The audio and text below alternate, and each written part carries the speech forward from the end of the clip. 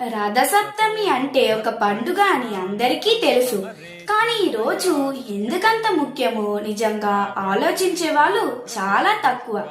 పూర్వకాలంలో రథసప్తమిని కేవలం పూజలు చేసే రోజుగా మాత్రమే చూడలేదు. దీన్ని ఒక మార్పుకి ఆరంభంలా భావించారు.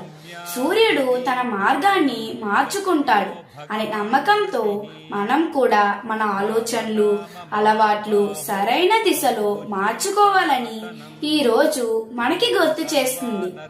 మాఘమాసంలో శుక్లపక్ష సప్తమి నాడు రథసప్తమి వస్తుంది. ఈ సంవత్సరం జనవరి 25న ఈ పండుగను నిర్వహిస్తున్నారు. రథసప్తమి ముందు రోజు రాత్రి ఉపవాసం ఉంటారు. తెల్లవారుజామున పురుషులు 7 జిల్లేడాకులు, స్త్రీలు 7 చిక్కుడాకులు తలపై పెట్టుకొని స్నానం చేస్తారు. సూర్యుడు రథానికి 7 గుర్రాలు ఉంటాయి అని పురాణాలు మనకి చెబుతాయి. అవి కేవలం కథలు కావు. అవి మన జీవితంలో ఉండే 7 రోజులు, అంటే మన దగ్గర ఉండే సమయాన్ని సరిగ్గా వాడుకుంటే జీవితం కూడా మన చేతిలోకి వస్తుంది అనే గొప్ప సందేశం ఇందులో దాగి ఉంది. ఈ రోజు ఇంటి గుమ్మం ముందు రథమాకారంలో ముగ్గు వేసి దాన్ని అందంగా అలంకరిస్తారు. ముగ్గు మధ్యలో పిడకలతో పొయ్యి సిద్ధం చేసి దానిపై పాయాసాన్ని చేస్తారు. సంక్రాంతి రోజు పెట్టిన గొబ్బెమ్మలతో చేసిన పిడకలపై కొత్త బియ్యంతో పరవన్నం వండి సూర్యుడికి నైవేద్యంగా సమర్పిస్తారు. పెద్దలు ఈ రోజు ఉదయప్పుడు సూర్యకాంతిని చాలా విలువైందిగా చూస్తారు. ఎందుకంటే అది కేవలం శరీరానికి మాత్రమే కాదు, మన ఆలోచనలు కూడా మేలుకొలుపుతుంది అని వారి అనుభవం. అందుకే ఈ రోజు అనవసరమైన కోపం, నెగటివ్ మాటలు వీలైనంత దూరంగా ఉంచమని చెప్పారు. రైతులకు ఈ రోజు చాలా ముఖ్యమైన రోజు.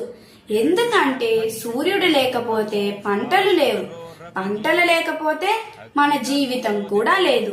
అందుకే రథసప్తమి భూమికి, సూర్యుడికి, మనిషికి ముగ్గురిని కలిపిన పవిత్రమైన రోజు. ఈ రోజు గాయత్రి జపం, ఆదిత్య హృదయం, సూర్యాష్టకం, సూర్య సహస్రమం వంటి స్తోత్రాలను పఠిస్తూ ప్రత్యేక పూజలను చేస్తారు. తులసి కోట ఉంటే దాని ముందు చిక్కుడుకాయలతో రథం చేసి చిక్కుడు ఆకులపై పాయాసాన్ని నైవేద్యంగా సమర్పిస్తారు.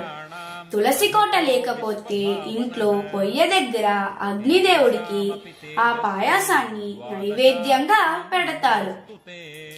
భారతదేశంలో సూర్య ఆరాధనకు సంబంధించిన చాలా ప్రత్యేకమైన దేవాలయాలు ఉన్నాయి. అరసవల్లి ఆంధ్రప్రదేశ్, కోనార్క్ వృచ్చి నారాయణ క్షేత్రం ఒడిశా, మోదేరా గుజరాత్. ఈ 3 సూర్య దేవాలయాలు విశేష ప్రసిద్ధి చెందినవి.